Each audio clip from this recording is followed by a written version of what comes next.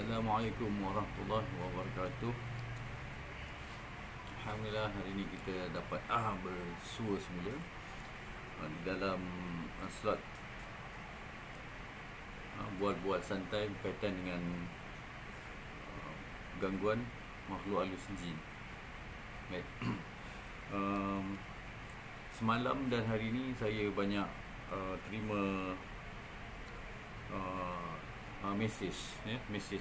Jadi mesej yang berkaitan dengan topik yang sedang hangat diperkatakan sekarang berkaitan dengan misteri ketukan pintu.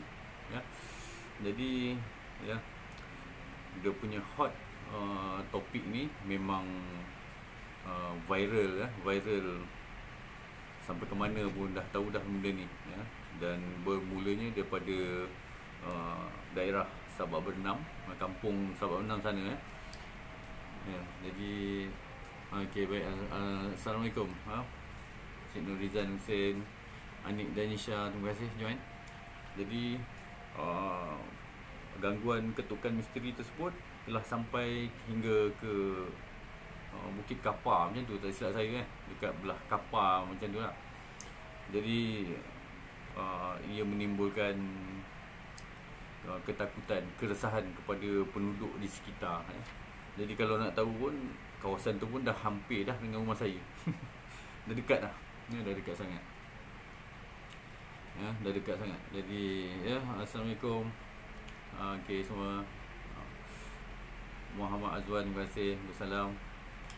Ya, jadi perkara tu ialah satu perkara yang misteri, menjadi ketakutan kepada masyarakat setempat. Dan kita masih lagi di dalam teka-teki sebab gangguan ni masih berterusan dan kita tak tahu bila akan tamat ya. Assalamualaikum Cik Rosina, terima kasih. Jadi dan pelbagai pendapat daripada netizen, pendapat dan berbagai spekulasi berkaitan dengan masalah gangguan misteri ketukan pintu, ketukan. Jadi dekat sini dan dah banyak jugalah daripada perawat ataupun yang ahli dalam bidang alam gaib ni memberi ulasan. Pelbagai lah, ada yang cakap yang terbaru ni dikatakan makhluk tersebut daripada amalan hitam seseorang tu yang dah meninggal dunia ya. Amalan seorang yang telah meninggal dunia. Assalamualaikum Ismail Hamid, Cik Tuan Ismail, terima kasih. Cik Ida Halim, terima kasih. Jadi dikatakan daripada amalan seseorang yang mengamalkan ilmu hitam dan dia telah meninggal dunia, dan kematian itu telah diketahui dan kadam-kadam itu mungkin telah dimasukkan, ditangkap di dalam botol. Jadi botol tu telah ditanam mungkin di suatu lokasi dan tanpa disedari botol tersebut telah di okay, terima kasih semua. Cik Fazilah, adik Siti Nurida, Assalamualaikum semua. Dan telah dicuri ya. Bila dicuri, botol tersebut telah dibuka ya. Bila dibuka, maksudnya makhluk gaib tu telah terlepas dan berkeliaran dan telah mengganggu lah semua penduduk sekitar. Tujuannya ialah untuk meminta makan ya. Setelah duduk mungkin dalam botol tu dah betapa lama sangat terkurung ya, lapar. Jadi mereka ni, jin-jin ni telah mencari tempat makan ya, meminta makanan dengan ketukan tu lah. Dan ada juga yang mengatakan jin tersebut adalah daripada seseorang yang beramal tak habis, beramal separuh macam tu ya. Jadi benda-benda ni, perkara ni semua ialah pendapat daripada mereka semualah ya, yang ahli dalam bidang ni, dan kita hormatilah pandangan-pandangan mereka ya. Dan sebenarnya bagi saya pula misteri ketukan pintu ni memang dia memang ada terjadi dalam masalah gangguan makhluk halus jin. Memang dia ada terjadi. Dia kalau nak tahu, kadang-kadang tu gangguan ketukan pintu dia bermula dengan ketukan perlahan. Dia ketukan perlahan ni, tok tok tok. Tok tok tok. Perlahan je bermula. Tok tok tok. Mungkin dalam seminit dia bunyi macam tu. Ya. Ni daripada pengalaman sendirilah, pengalaman yang sendiri pernah alami. Cuma saya tak adalah nak sebarkan semua, nak cerita kat orang malam tadi ada dengar ketuk pintu, tak ada. Bila peristiwa yang berkaitan tu ada sama dengan saya, dan saya akan kongsikan lah. Ni daripada sendiri, bukan daripada peristiwa yang baru-baru ni. Ini sendiri yang lain, masa yang dulu. Jadi ketukan pintu ni tok tok tok mungkin dalam seminit macam tu. Bila kita tak layan kan, ketukan tu makin kuat. Sama lah macam kat video tu, tong tong tong tong tong tong tong tong tong tong tong, sangat kuat. Dia di waktu malam yang sunyi sepi, dia bunyi tong tong tong tong. Kuat bunyi dia tau. Jadi nak katakan daripada unsur-unsur alam gaib pun mungkin, mungkin. Dan kemungkinan juga antara video-video yang telah viral tu ialah hanya gimmick saja pun boleh jadi juga. Ada tengok tak satu video tu yang mana dia mengambil gambar dekat tepi pintu yang dah terbuka sedikit tu kan. Jadi kat situ bila bunyi ketukan pintu tu, video tu pun bergoyang sekali. Kan? Ketukan pintu bunyi tok tok, dia bunyi semua. Maksudnya pegang kamera tu dengan bunyi ketukan tu ada kaitan. Mungkin dari badan yang sama kan. Jadi kat situ tak apalah, mungkinlah mereka ni kadang-kadang ada yang nakal kan. Mungkin nak bergurau macam tu, mungkin nak video mereka ni masuk YouTube viral, dapat subscribe lebih kan, like lebih, mungkinlah. Allah Alam, kita tak tahu. Tapi daripada situ kita dapat nilaikanlah sikit-sikit. Ada yang nakal dan ada yang perkara yang sebenarnya betul-betul berlaku. Jadi pada pendapat saya, macam ni lah, kita ambil pendekatan yang positif. Kita ambil pendekatan yang positif.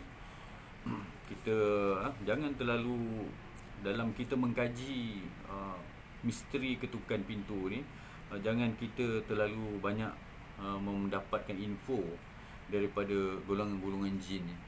Jangan terlalu mendapatkan banyak info daripada golongan jin.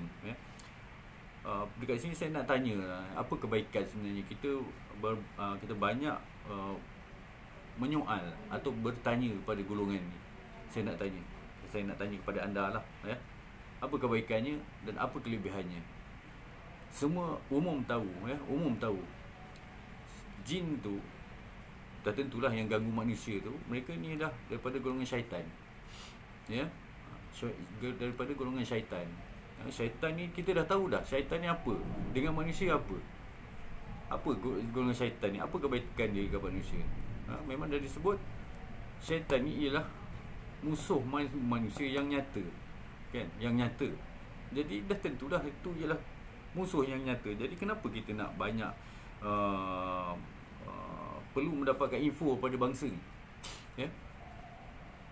Okay, Assalamualaikum Cik Hanim, terima kasih. Untuk apa kita nak mendapatkan info daripada makhluk-makhluk syaitan ni?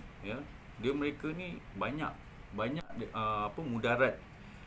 Banyak mudaratnya daripada kebaikan ni, daripada golongan jin syaitan ni. Bila kita bertanya kepada jin syaitan, kita minta info pada mereka, kita mengundang perkara yang lebih mudarat. Perkara yang lebih mudarat. Contoh, beza dia, kita mendapatkan info daripada mereka ni. Kalau kita tahu, kita seorang je mudarat. Kita seorang yang mudarat. Tapi masalahnya, seandainya benda ni viral, perbualan ni jadi viral, mudarat tu bukan hanya pada diri sendiri dah yang bertanya tu, tak, perkara tu akan mudarat kepada masyarakat semua. Apa lagi kalau dia berkembang satu Malaysia, kan? Boleh bayangkan tak mudarat dia macam mana? Kaum masyarakat semua akan beranggapan macam ni, aku minta makan apa semua. Anggapan masyarakat pada makhluk tu akan macam lebih, orang kata tu, ketakutan, kan? Kita tak nak bentuk masyarakat ni jadi takut. Kita tak nak masyarakat ni pandang perkara-perkara macam tu dengan info-info daripada jin-jin syaitan ni, kita tak nak masyarakat terpengaruh dengan info-info, ya. Ini pendapat saya, ya. Pendapat saya ni memang kata tu memanglah beza daripada mungkin pengamal perubatan Islam yang lain berkaitan dengan gangguan jin. Tapi saya akan terus ni lah, dah namanya pun pendapat kan, tak ada masalah lah kalau nak beritahu pun. Dan kita jangan ikutkan cara dia, ya. Jangan ikut cara dia dengan apa juga yang mereka ni syaratkan, itulah inilah, kita jangan ikutkan. Kalau kita terlalu ikutkan cara dia, maksudnya kita dah macam ya, benda ni perkara sensitif kan, benda ni perkara sensitif. Jadi saya nasihatkan jangan kita terlalu banyak berbicara dengan makhluk jin, ya. Jadi banyak mudaratnya lah, Jadi cuma itulah, bila ada antaranya yang saya dengar tentang perbualan, tentang macam-macam lah. Ada antaranya menyebut nama seseorang, bukan nama lah, maksudnya menganggap seseorang macam tu dan macam ni, ya. Jadi dia membuka jalan fitnah, terutamanya kepada Assalamualaikum Cik Ifan Natara, terima kasih. Terutamanya kepada contoh yang macam tu lah, yang almarhum tu yang telah meninggal, dan makhluk kadam itu yang masih hidup ni telah ditangkap masuk dalam botol kan. Jadi orang tu dah meninggal, jadi kenapa kita nak mengungkit, sedangkan kita pun tak ada bukti kan. Kita tak ada bukti, kenapa kita nak cerita pasal almarhum yang dah masuk dalam kubur tu? Kenapa nak panjangkan lagi? Terbukti ke kan? Terbukti ke dia tu memang ada membela dulu masa hidup dia? Kita tak ada bukti, kita tak boleh cakap, ya. Jadi itulah yang saya cakap tadi tu, jangan terlalu banyak bicara dengan jin. Lepas tu dan saya tak berapa setuju bila perkara ni disebarkan kepada seluruh masyarakat. Dia menjadi fitnah.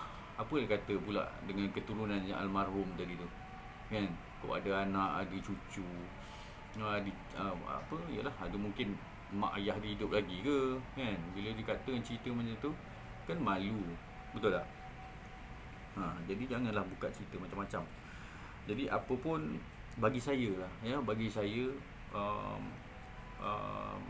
masalah yang misteri ketukan pintu ni, kita muhasabah diri, ya. Kita muhasabah diri semula. Sebenarnya, ya, Allah berikan keadaan situasi tu, sebenarnya kebanyakannya mungkin kehidupan kita ni yang dah banyak alpa, lalai, ya. Jadi cuba kita fikirkan, kenapa rumah kita yang dipilih kan? Mungkin tak seluruh satu daerah tu semua rumah diketuk, mungkin ada beberapa rumah diketuk kan. Jadi kalau betul lah, ya, ianya berpunca daripada gangguan jin, ya, muhasabah diri. Kita fikir balik, kenapa rumah aku yang diketuk, kenapa rumah kita yang diketuk? Mungkin ada yang kita dah mula jauh daripada tanggungjawab kita, amalan kita dah kurang mungkin, ya. Jadi mungkin lah sebab tu rumah kita ni dipilih, maksudnya tu dipilih menjadi tempat yang dia minat sangat nak ketuk, tapi mungkin kita ambil sebagai positif. Itu ketukan tu mungkin ketukan gerakan Allah kepada hati kita. Dia tegur kita, Allah tegur kita supaya kita ni beringat. Mungkin kita ni dah macam terjarak sikit, mungkin dah jarak sikit daripada Allah. Mungkin kita tak tahu. Kita sebagai manusia ni, kita fikir yang baik-baik je lah. Jangan kita terlalu taksub dengan ketukan-ketukan tu. Sama ada kadang-kadang mungkin dia ketukan betul daripada makhluk-makhluk tu, gangguan kan. Tapi mungkin juga dia terjadi daripada mungkin manusia, kita tak tahu kan. Benda masih misteri lagi. Cuma kita muhasabah diri, kenapa rumah kita yang dipilih untuk diketuk, ya. Jadi saya lebih suka supaya setiap daripada kita semua muhasabah diri, kenali balik, kembali semula kepada perkara kebaikan, dekatkan diri semula kepada Allah. Walaupun mungkin antara kita semua pun memang dekat dengan Allah, ya. Semua pun makhluk Allah, sayang Allah semua. Jadi kemungkinan adalah perkara-perkara sedikit yang kita tak perasan, yang kita dah lakukan, kita terlalai, Jadi sebab itulah antaranya sebab-sebab rumah kita ni antara pilihan untuk diketuk, ya. Jadi macam tu. Jadi pendekatan saya ni, saya katakan macam ni supaya kita ni orang kata tu positif, ya. Jadi kita kumpul energi positif tu, sangka baik tu, sangka baik tu sebenarnya dia lebih hebat daripada kita menganggap yang bukan-bukan lah, daripada macam-macam lah kan, cerita-cerita pendapat tu. Tak nak, sebab benda-benda tu nanti menjadikan makhluk tu lagi kuat sebenarnya. Makhluk ni lagi hebat. Oh, cakap macam ni nampak lah kan, manusia ni ketakutan semua. Sebenarnya tak nampak. Mungkin ke ada, macam saya sebut tadi lah, antara kita mungkin dah ada yang terlalai jauh pada Allah, mungkin Allah Alam. Cuma itulah saya pesankan, bersangka baik lah.